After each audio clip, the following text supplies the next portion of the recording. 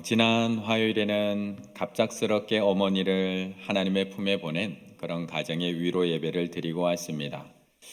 당뇨 합병증이 있긴 하셨지만 그래도 건강이 괜찮으셨는데 그래서 예상하지 못한 이별에 가족들이 많이 마음을 아파하고 또 많이 아쉬워했습니다. 그런데 그 지난 주간에는 이보다 더 마음이 아픈 가정도 있었습니다. 사랑하는 어머니가 아니라 사랑하는 아들, 사랑하는 장남을 하나님의 품에 떠나보낸 가정도 있었습니다. 아들을 먼저 하나님의 품에 떠나보내는 어머니의 마음은 어땠을까요? 아들을 너무 일찍, 나보다 일찍 아버지 품에 안겨야 했던 그 아버지의 마음은 어땠을까? 우리는 이런 심정을 보통 애통이라고 이야기합니다. 애통, 몹시 애달프고 슬프다라는 뜻입니다. 창세기에 보면 이런 애통한 마음을 표현한 본문이 한 곳이 있습니다. 자기 옷을 찢고 굵은 베옷을 허리를 묶고 오래도록 그의 아들을 위하여 애통하니. 바로 야곱의 사랑하는 아들 요셉이 악한 짐승에 물려 죽었다라는 소식을 들었던 야곱의 심정입니다. 요셉의 형들은 요셉을 구덩이에 던져버립니다. 그리고 미디안 상인들에게 팔아버립니다. 그리고 그의 옷을 찢은 후에 수염소 피를 묻혀서 아버지에게다 가져다 주고는 아버지에게는 악한 짐승에 물려 죽은 것 같다라고 이야기합니다. 그러자 그 이야기를 들은 야곱 아버지는 슬퍼하기 시작을 합니다. 그의 아들을 위하여 애통하니. 펜손테스, 슬퍼하다, 애통하다. 헬러 단어 중에는 이 슬픔을 표현하는 단어들이 여러 가지가 있습니다. 그 중에 이 펜손테스라는 단어는 그 중에서 가장 큰 애통, 가장 큰 슬픔을 표현하는 단어입니다. 그런데 오늘 본문에서 예수님이 사용한 단어가 바로 이 단어입니다. 아들이 죽었을 때 느끼는 애통함, 가슴이 찢어질 듯한 통고, 그런 애통하는 자가 복이 있다. 그런 슬픔을 가지고 있는 자가 복이 있다라고 우리에게 말씀하고 있다는 겁니다. 4절의 말씀을 다시 한번 읽어보겠습니다. 4절입니다.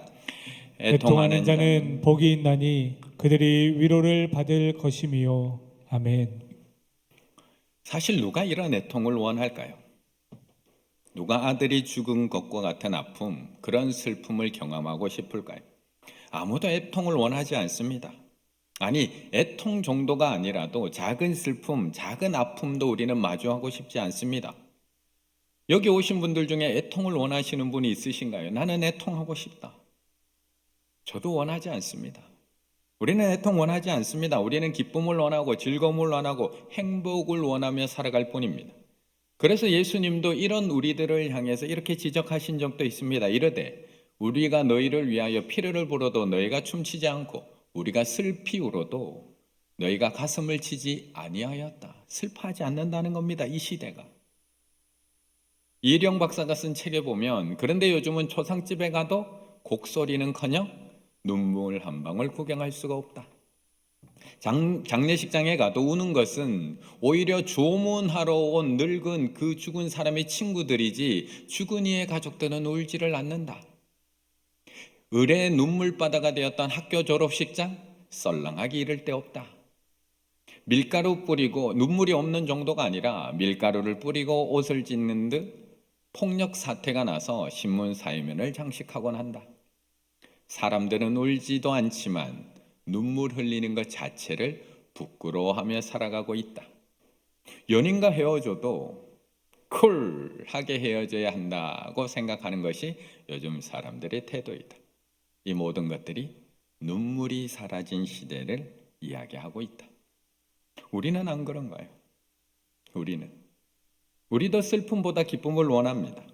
우리도 회개보다 축복을 원하고 우리도 애통보다 즐겁고 평안하고 신나게 신앙생활하기 원합니다. 그래서 우리는 오늘도 괜찮은 척합니다. 분명 눈물로 기도해야 할 일이 많음에도 불구하고 눈물로 기도하는 사람은 보면 왜 저렇게 기도하나 싶기도 합니다. 분명 하나님 앞에 자복하고 애통해야 할 일이 많음에도 불구하고 나는 아무런 죄가 없는 듯, 나는 아무런 문제가 없는 듯 너무나 무던하게 살아가고 있는 우리의 모습을 보게 됩니다. 다윗도 마찬가지였습니다. 우리도만 그런 것 아닙니다. 다윗도 처음부터 하나님 앞에 애통해하지 않았습니다. 아무 일도 없는 것처럼, 나는 너무나 잘 살아가고 있는 것처럼 사람들 앞에서 당당하게 큰 소리치며 살아갈 때 하나님은 나단 선지자를 다윗에게 보냅니다. 그리고 아무런 눈물 없이 살아가고 있는 다윗을 이렇게 책망합니다. 나단이 다윗이 이르되 당신이 그 사람이라. 당신이 그 사람이라. 다윗은 답세바에 범죄한 이후에 자신의 죄에 대해서 눈물이 없었습니다. 다윗은 우리아를 전장에 내몰아 내어놓고 그렇게 죽였음에도 불구하고 자신의 죄한 조금의 찔림도 애통도 없었습니다. 너무나 당당하게 가난한 자의 암양을 뺏은 그 부자는 마땅히 죽여야 한다라고 큰 소리치며 분노하면서도 자신의 죄에 대한 애통함은 조금도 없었다는 겁니다. 우리하고 똑같이. 그런데 하나님이 나단 선지자를 보내서 자신의 죄를 보게 합니다. 그리고 자신의 죄를 고백하게 합니다. 그러자 그때부터 다윗은 하나님 앞에 눈물로 기도하고 자복하고 애통하기를 시작합니다. 나의 유리함을 주께서 계수하셨사오니 나의 눈물을 주의 병에 담으소서. 이것이 주의 책에 기록되지 아니하였나이까. 정말 아무 일도 없는 듯 애통하지 않는 자가 복이 있을까요? 아니면 조금 아프더라도 애통하는 자가 복이 있을까요? 정말 괴로워할 일도 없고 슬퍼할 일도 없고 아파할 일도 없는 것이 복이 있는 걸까요? 아니면 하나님 앞에서 나의 연약함, 나의 부족함, 나의 죄악됨을 보고 애통해 할 수 있는 게 복이 있는 것일까? 세상은 끊임없이 우리에게 웃으라고 이야기합니다. 하루를 시작하면 하루의 세상으로 나아가기 전에 거울 앞에 서서 활짝 웃으며 하루를 시작하라고 우리에게 이야기합니다. 나 스스로에게 그 정도면 잘하고 있어, 나 스스로를 격려해주고 응원해주라고 이야기합니다. 내가 나를 사랑해주지 않으면 아무도 나를 사랑해주지 않는다고 말하면서 나부터 나를 용서해주고 사랑해주라고 이야기합니다. 맞습니다. 우리 그렇게 해야 됩니다. 내가 먼저 나 사랑해야 됩니다. 내가 먼저 나 응원해주고 격려해줘야 됩니다. 하지만 성경은 그것보다 먼저 하나님 앞에서 울라고 먼저 말씀하고 있다는 겁니다. 거울을 보면서 억지로 웃으라고 이야기하고 있는 것이 아니라 하나님 앞에서 나의 연약함과 나의 부족함과 나의 죄악됨을 내어놓고 울라고 말씀하고 있는 겁니다. 하나님 앞에서 다 쏟아놓으라고, 먼저 다 쏟아놓으라고 말씀하고 있습니다. 그렇게 하나님 앞에 애통하고 나면 하나님께서 우리의 죄를 용서하시고 우리를 웃게 하신다고 말씀하고 있는 것이 성경입니다. 그런데 사람들은 이 애통의 과정을 거치고 싶지가 않습니다. 그냥 죄는 덮어두고 즐겁게만 살고 싶고 기쁘게만 살고 싶습니다. 그냥 나의 연약함, 나의 아픔은 그냥 묻어두고 싶고요. 아무 일도 없다는 듯이 하나님이 주시는 기쁨과 평안만 누리며 살고 싶은 게 우리의 마음이라는 겁니다. 그런데 오늘 본문에서도 그렇게 얘기하지 않습니다. 3절의 말씀을 우리가 다시 한번 읽어볼까요? 3절입니다. 지난번에 읽었던 3절의 말씀입니다. 심령이 가난한 자는 복이 있나니 천국이 그들의 것임이요. 아멘. 우리가 지금 살펴보고 있는 이 8복의 8가지의 복은 다 따로 있는 듯 하지만 서로 연결되어 있습니다. 마치 10계명이 1계명부터 10계명까지 다 따로인 듯 하지만 1계명을 지키지 못하면 2계명을 지키지 못하고 10계명을 지키지 못하는 것처럼 8복도 첫 번째 복과 두 번째 복, 세 번째 복 다 연결될 수밖에 없습니다. 8복의 첫 번째 복, 지난번에 살펴봤던 3절, 심령이 가난한 자는 복이 있나니 천국이 그들의 것이며, 이어지는 두 번째 복, 애통하는 자의 복과 이 첫 번째 복은 연결될 수밖에 없습니다. 심령이 가난한 자, 심령이 가난하다는 것, 지난번에 말씀드렸듯이 그냥 하루 벌어서 하루 먹고 살 수 있을 정도의 수준이 가난이 아닙니다. 푸토카스의 가난, 구걸할 정도의 가난, 입에 풀칠할 것이 없을 정도의 가난, 전적으로 누군가 도와주지 않으면, 다른 사람을 의지하지 않으면 단 하루도 살아갈 수 없는 그런 가난을 의미합니다. 그렇다면 이 사람이 할 수 있는 게 뭐가 있냐는 겁니다. 이런 절대적인 가난에 놓여 있는 사람이 할 수 있는 게 뭐가 있느냐는 겁니다. 나가서 일을 하려고 해도 건강이 없어서 나가서 일을 할 수가 없습니다. 나가서 일을 하려고 해도 젖먹이 아기가 있어서 나가서 일을 할 수 없는 상황과 현실입니다. 누군가 도와주지 않으면 단 하루도 살아갈 수 없는 상황 속에서 할 수 있는 게 뭐가 있느냐는 겁니다. 그것이 4절, 애통하는 자는 복이 있나니 그들이 위로를 받을 것이며. 그래서 울 수밖에 없다는 겁니다. 애통해할 수밖에 없습니다.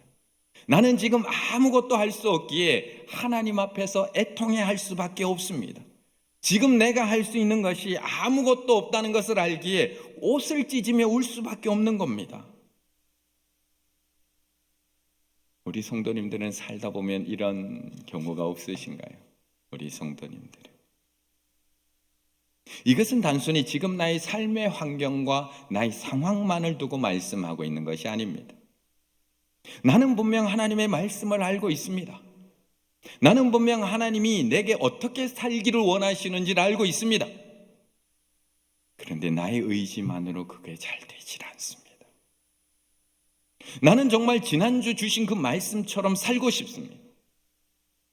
오늘도 나는 하지만 또 넘어지고 또 무너집니다. 나는 하나님이 원하신 대로 살고 싶은데 내 안에는 여전히 또 미움이 생기고 시기가 생기고 또 분노와 욕심이 생깁니다.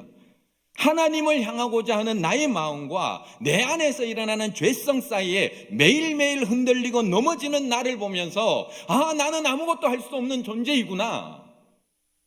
하나님 앞에 애통해할 수밖에 없다는 겁니다. 그래서 우리는 하나님 앞에 나와서 그 심령을 가지고 우리가 이렇게 찬양하잖아요. 보소서 주님, 나의 마음에 선한 것 하나 없습니다. 그게 우리의 고백 아닌가요? 그게 우리 고백 아닌가요? 나는 말씀대로 살고 싶은데, 나는 하나님의 뜻대로 살고 싶은데, 이 고백은 믿음이 없는 사람이 하는 고백이 아닙니다. 날마다 하나님의 말씀대로 살아가려고 매일매일 몸부림치는 사람, 오늘 아침에도 했던 그 큐티의 말씀대로 순종하려고 살려고 애썼던 노력했던 사람, 하지만 또 죄의 유혹에 넘어지고 또 순종하고 싶지만 또 실패하면서 하나님 앞에 하나님 저는 아무것도 할 수 없어요 속상해하는 사람, 그 애통해하는 사람의 고백일 수밖에 없다는 겁니다. 그래서 우리가 너무나 잘 알고 있는 그 놀라운 믿음을 가졌던 사도 바울도 하나님 앞에서는 이렇게 고백할 수밖에 없습니다. 내 속사람으로는 하나님의 법을 즐거워하되 내 지체 속에는 한 다른 법이 내 마음의 법과 싸워 내 지체 속에 있는 죄와 법으로 나를 사로잡는 것을 보는도다. 오라 나는 공고한 사람이로다. 이게 애통이라는 겁니다. 나는 아무것도 할 수 없어요. 나는 정말 말씀대로 살고 싶은데 이 사망의 몸에서 누가 나를 건져내겠습니까? 저의 고백이 아닙니다. 사도 바울의 고백입니다. 예수님을 만나고 놀라운 영적인 체험을 하고 눈에서 비늘 같은 것이 벗겨지고 복음이 전한 곳마다 영적 능력이 나타나고 삼춘청을 체험하고 내려왔던 사도 바울입니다. 그런데 그는 여전히 죄에 넘어지는 자신의 비참한 모습을 보며 하나님 앞에서 애통해하고 있는 겁니다. 오라 나는 공고한 사람이라. 이 사망의 몸에서 누가 나를 건져내겠습니까? 이게 애통입니다. 그런데 이것뿐만이 아닙니다. 이 애통은 내가 나를 볼 때 아무것도 할 수 없음을 보고 우리는 애통해할 수밖에 없지만 또 하나, 다른 사람의 고통과 아픔에 대해서 우리가 뭘 해줄 수 있던가요? 우리가 뭘 해줄 수 있던가요? 우리가 어려움에 처해 있는 그 친구를 위해서 내가 뭘 해줄 수 있던가요? 우리가 힘겨워하고 있는 그 자식을 위해서 뭘 해줄 수 있던가요? 우리가 삶의 무게 때문에 버거워하고 있는 남편을 위해서, 오늘도 지쳐있는 아내를 위해서 우리가 뭘 해줄 수 있던가요? 우리는 마치 무엇이든지 뭐든지 다 해줄 수 있을 것 같지만 막상 남편이 아파지고 난 이후, 남편이 실직하고 난 이후 내가 아무것도 해줄 수 없다는 것을 알게 됩니다. 막상 아내가 우울증에 빠진 이후 내가 아무것도 해줄 수 없다는 것, 막상 사랑하는 부모님이 병원에 입원했을 때 내 목숨까지도 내어줄 수 있을 것 같은 자식이 병상에 누워 있을 때 우리는 내가 아무것도 해줄 수 없는 존재임을 그때 우리는 깨닫게 됩니다. 그때 우리가 할 수 있는 것이 무엇이 있을까? 애통하는 자는 복이 있나니, 애통하는 자는 복이 있나니 그들이 위로를 받을 것입니다. 신약자인 오 할레비스, 기도는 무력한 사람들을 위한 것이다. 기도는 무력한 사람들, 아무것도 할 수 없는 힘이 없는 사람들을 위한 것이다. 우리가 할 수 있는 일이 얼마나 작은가를 깨달음이 하나님은 모든 것을 할 수 있다. 믿음과 연결될 때 우리는 그분의 능력을 향해 우리의 마음의 문을 열게 된다.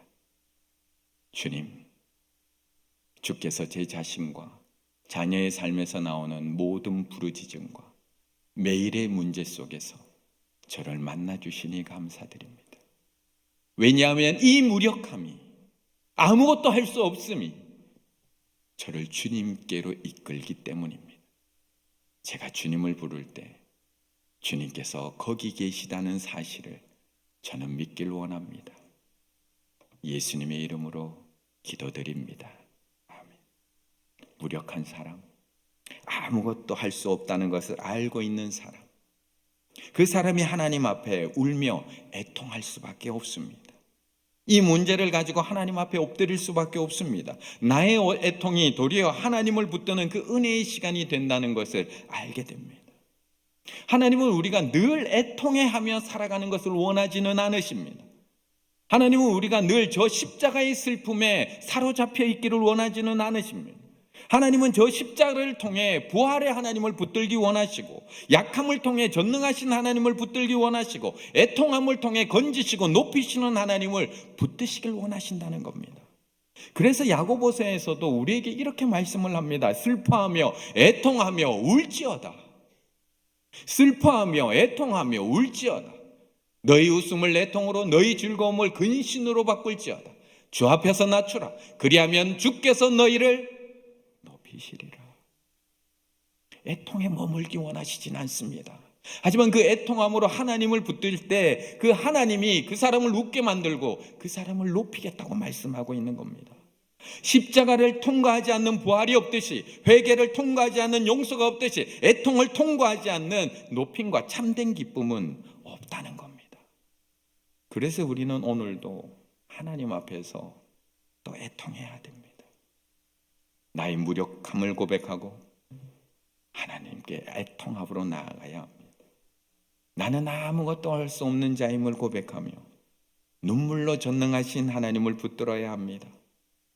그럴 때 우리는 약할 때 강함 되시는 그 하나님의 강함을 경험하게 될 줄로 믿습니다.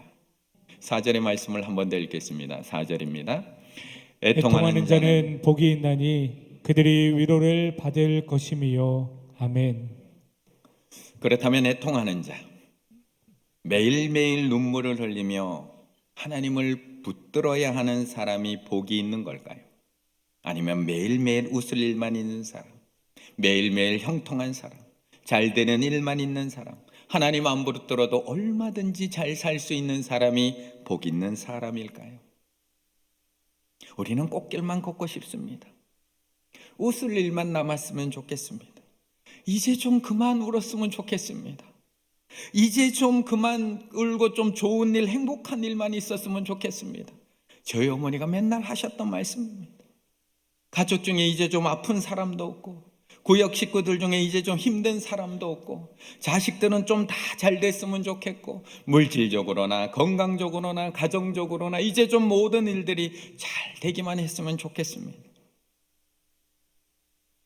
그런데 그랬다면 지금 여기에 몇 분이나 와 계실까요? 김요 기도에 몇 분이나 와 계실까요? 애통한 마음으로 이 자리에 나와서 하나님을 붙들고 있는 분이 몇 분이나 되실까요? 자식이 그렇게 잘 됐다면 이 시간 그 자식 자랑하러 다니지, 지금 그 자식 때문에 여기 나와서 하나님께 부르짖고 있을까요? 돈 쓰는 재미가 얼마나 좋은데요. 돈 쓰는 재미가. 이 시간에 여행 다니고 돈 쓰러 다니고 거기 갔다 와서 친구에게 자랑한다고 다 불러서 거기에 앉아있지. 애통한 마음으로 여기 나와서 하나님께 나의 무력함을 고백하고 있을까요? 그래서 애통한 자는 그 자체로도 복이 있습니다. 그 애통함 때문에 하나님을 찾게 되기 때문에 그 자체로도 복이 있습니다. 그 애통함 때문에 하나님 앞에 더 가까이 나아가기 때문에 그 자체로도 복이 있고, 애통함 때문에 오늘도 하나님을 붙들고 살아갈 수밖에 없기 때문에 애통함 그 자체로도 복이 있습니다. 그런데 예수님이 오늘 우리에게 이렇게 애통한 사람이 복이 있다고 이야기하는 것은 우리의 애통함이 얼마나 힘든지를 몰라서 이야기하고 있는 것은 아닙니다. 예수님은 우리에 앞서서 이 모든 애통을 다 경험하셨습니다. 우리의 애통을 몰라서 예수님이 낭만적으로 애통하는 자는 복이 있어. 아니요. 예수님은 우리보다 먼저 다 경험해 보셨습니다. 우리보다 더 힘들고 아프고 고통스러운 애통할 일 아시잖아요. 자신의 힘으로는 도저히 옮겨낼 수 없던 그 십자가, 그 고통의 잔 때문에 아버지 하나님 앞에서 땀방울이 핏방울 같이 되도록 애통해 하신 분, 죽은 나사로를 보면서 애통해 하신 분, 곧 멸망할 예루살렘을 보면서 탄식하며 애통해 하신 분, 그래서 예수님은 이 애통함을 몰라서 이렇게 말씀하시는 것이 아니라 자신이 그 무력한 상황 속에 하나님 앞에 애통함으로 나아갔을 때 어떤 놀라운 하나님의 은혜가 나에게 임하는지를 알고 있기 때문에 이 말씀을 하고 있다는 겁니다. 몰라서 우리에게 이야기하는 게 아니라, 몰라서 빵 없으면 고기 먹으면 되지라고 이야기하는 게 아니라, 알고 계시기 때문에 무력함으로 하나님 앞에 나아가면 어떤 하나님의 은혜가 임하는지를 알고 있기 때문에 애통하는 자는 복이 있나니 그들이 위로를 받을 것이라고 말씀하고 있다는 겁니다. 애통 자체로도 하나님을 붙드는 복이 되지만 애통하는 자는 복이 있나니, 애통하는 자는 복이 있나니 무엇을 받는다고요? 위로를 받을 것이며, 하나님의 위로를 받는 놀라운 복이 있다고 말씀하고 있습니다. 오늘 이 4절의 말씀을 조금 더 우리 마음에 와닿는 해석, 번역이 없을까 조금 찾아봤더니 유진 피터슨이 쓴 메시지 성경을 읽어보니까 조금 더 우리 마음에 와닿게 해석을 해놨습니다. 조금 더. 같이 한번 읽어볼까요? 가장 소중한 것을 잃었다고 느끼는 너희는 복이 있다. 그때야 너희는 가장 소중한 분의 품에 안길 수 있다. 제가 한번 더 다시 읽어드리겠습니다. 가장 소중한 것을 잃었다고 느끼는 너희는 복이 있다. 그때야 너희는 가장 소중한 분의 품에 안길 수 있다. 가장 소중한 것을 잃어버리고 애통해하고 계십니까? 그때야 가장 소중한 분의 품에 안기실 수 있습니다. 나에게 가장 중요한 소중한 건강을 잃었다고 애통해하는 너희는 복이 있다. 그때야 너희는 가장 소중한 분의 품에 안길 수 있다. 가장 소중한 물질을 잃었다고 애통해하는 너희는 복이 있다. 그때야 너희는 가장 소중한 분의 품에 안길 수 있다. 가장 소중한 직장을 잃었다고 애통해하는 너희는 복이 있다. 그때야 너희는 가장 소중한 분의 품에 안길 수 있다. 위로, 파라클렌세손타이, 옆에서 부른다. 하나님께서 자기 옆으로 불러 들이신다. 애통해하는 자는 가만히 두지 아니하시고 하나님이 자기 옆으로 불러 들이신다.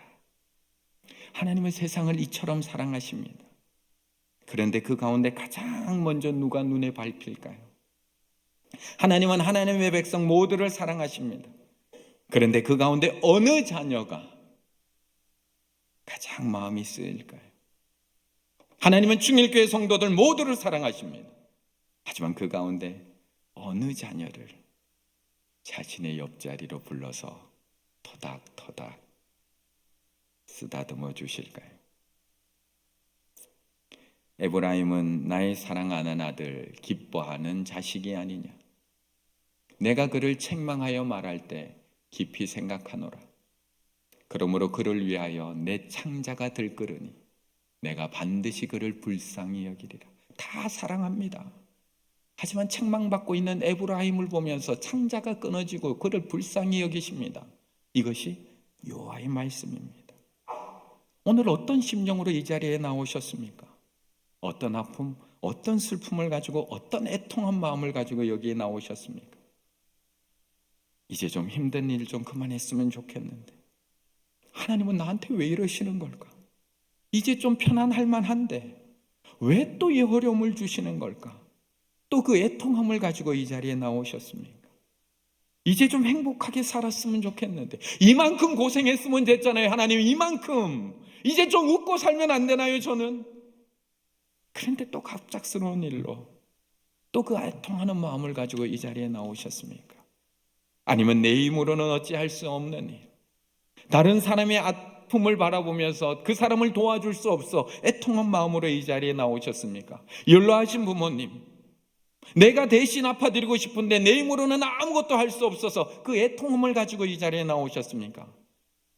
아직도 깨어나지 못하고 있는 아들, 딸, 내가 대신 죽을 수만 있다면 내 생명을 대신하고 싶은데 내가 아무것도 할 수 없어서 애통하는 마음으로 이 자리에 나오셨습니까? 내 자녀들, 내 구역 식구들, 그들의 아픔과 그들의 고통, 나는 아무것도 할 수 없어. 그 애통하는 마음을 가지고 이 자리에 나오셨습니까? 오늘 이 밤 하나님의 시선이 그 애통하는 자 위에 머무르게 될 줄로 믿습니다. 오늘 이 밤 하나님의 사랑이 애통하는 자들을 붙들어 주실 줄로 믿습니다. 오늘 이 밤 하나님의 위로가 애통하며 부르짖는 자들에게 충만하게 임할 줄로 믿습니다. 오늘 이 밤에 나의 무력함을 하나님 앞에 온전히 고백하며 애통해하는 나를 부르셔서 나를 주님의 품에 안아주실 그 하나님의 위로를 바라보시며 하나님 앞에 나의 마음을 온전히 쏟아내시고 애통해하는 우리 충혈의 가족들 다 되시기를 간절히 바라겠습니다.